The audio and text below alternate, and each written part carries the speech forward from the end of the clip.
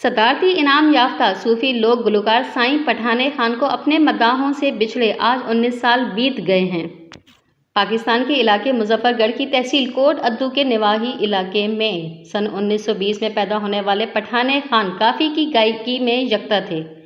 سائیں پٹھان خان نے اپنی پوری زندگی صوفیانہ کلام پڑھے، لیکن خواجہ غلام فرید کی کافی میرا عشق بھی تو میرا یار بھی تو سے انہیں عالمگیر شہرت حاصل ہوئی۔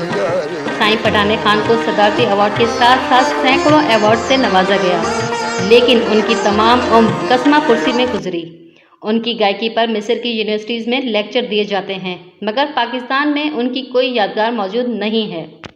اپنی منفرد آواز اور سریلی گائیکی کی بدولت لاکھوں دلوں میں گھر کرنے والے سائیں پٹھان خان نے 9 مارچ سن 2000 میں وفات پائی۔